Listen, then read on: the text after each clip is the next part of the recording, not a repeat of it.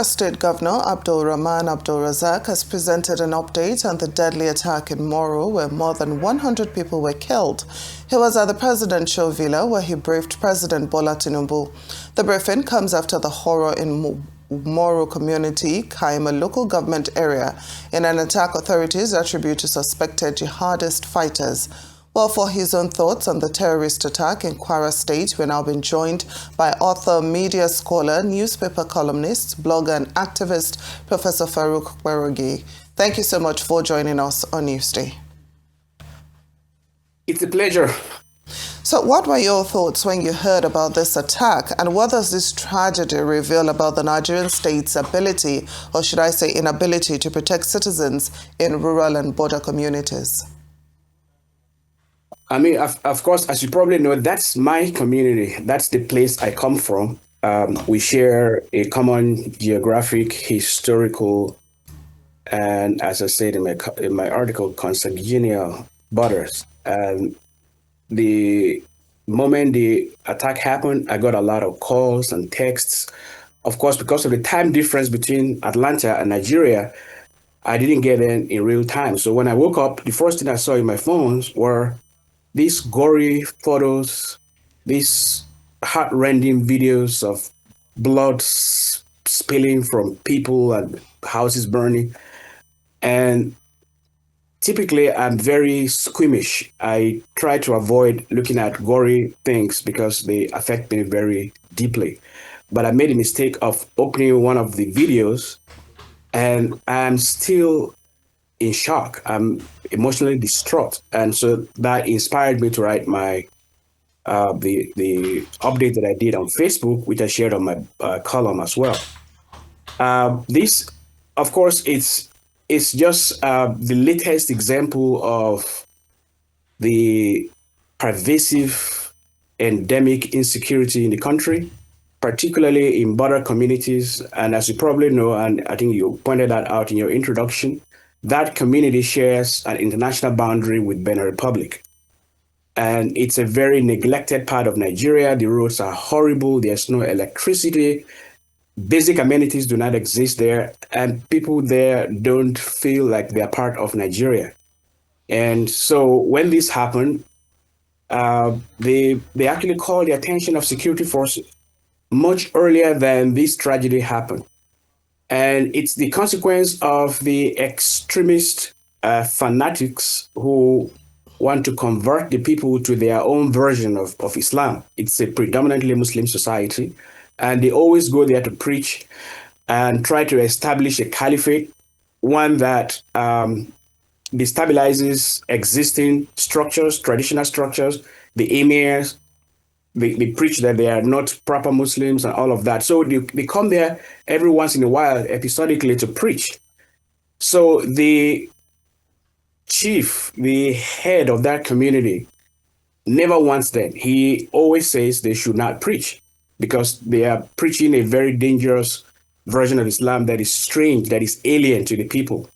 So he called the attention of the authorities that these people were going to come there to preach because they had actually written a letter to the emir there. The district head is not called an emir, he's a district head, that they were coming to preach at an unspecified time, although they knew that he never wanted them to preach in the town.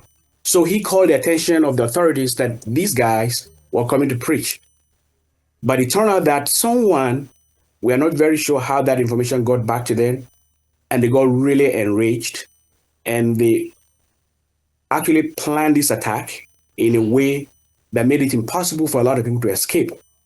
The chief of the community was lucky to not be in town when it happened, but they burned his palace, killed his wives and children, including, I learned, two female medical doctors.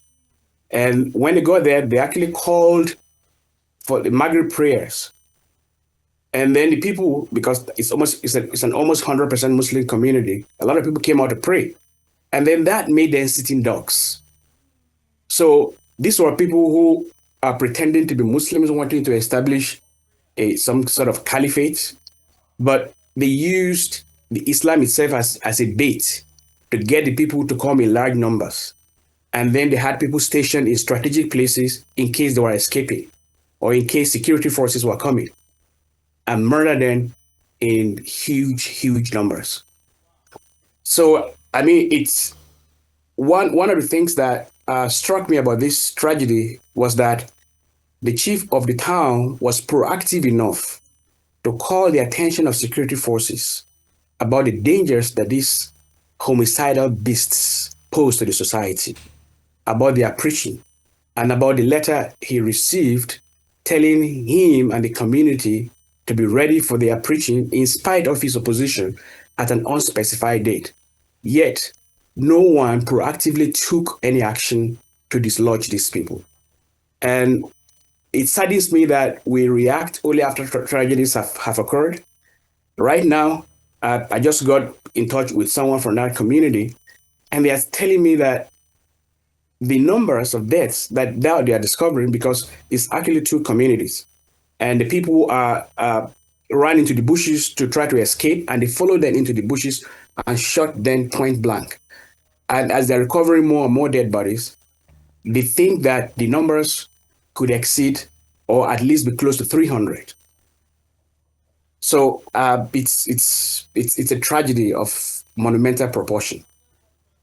I mean, we're all speechless on this side, hearing the actual recounts of how this unfolded and the fact that it could have been prevented if action was taken by some federal forces. But how significant is this shift? We talk about all the time kidnapping for money. This seems to be what has been pervasive in the last couple of years. But now it's a massacre for ideology, as it seems to have occurred in this community. What do you make of this shift?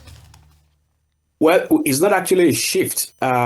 With these multiple security breaches exist, and they come in different forms. We still have the bandits there who kidnap for money, who are animated by pecuniary motivations. And you still have these terrorists who are animated by extremist ideologies, who think that they can establish an emirate or a caliphate that runs on their own understanding of how Islam is supposed to be. And they typically target predominantly Muslim societies to do this. They have had no success in Borno and Yobe and those other places. And this is not the first time they've actually been around. From my inquiries from the community, they have existed in the forest for years. Initially, they were not violent, but they created their own community there. They have their own equivalent of an emir there, and had not been violent to the community. But people saw that they were stockpiling weapons, although they lived in the forest, and hadn't done anything to anyone. They were stockpiling weapons, and people got scared. And so they called the attention of security forces to the presence of these elements in the forests. I think that was the first time that a major violence erupted. For calling the attention of security forces of their existence there, they massacred people in the community in their hundreds. That didn't make it to the news at the time because it competed with, I think, other horrible stories coming from other parts of the country, or I have no idea why that didn't make it to the national news. But this is not the first time. It's just the first time that it has made to the national news. So, but at the same time, we still have bandits operating in that same community who kidnap people for money. And the terrorists is not just this so-called Mahmuda. We also have the Lakurawa. So it's not just one sect of terrorists. We have, from my analysis and findings, at least 3 who are like competing for prominence, for presence in that community. And it's particularly clement because it's a forest, it's isolated, it's sparsely populated, and there's very little government presence in the area. No, it's really sad. But as we wrap up, Professor, I'm wondering what concrete steps, should follow the Kaima tragedy to avoid it becoming just another forgotten tragedy. We get so many of such news. It's heartbreaking, it's horrendous. But in most cases, there's usually no punishment, no prosecution. How do we stop this trend and actually make sure that the masterminds of this horrible tragedy are prosecuted, are arrested and prosecuted? Well, the solution suggests itself from the analysis of the problem, which is one, when people in a community who know their people, who know their circumstances, alert security forces to the dangers that they face, they should not take their alert lightly. Because in this case, that community did everything they were supposed to do. We're always told, when you are in doubt, reach out to us. When you suspect anything, when you see movements of people that you don't know and that you suspect, reach out to security forces. But that didn't save them.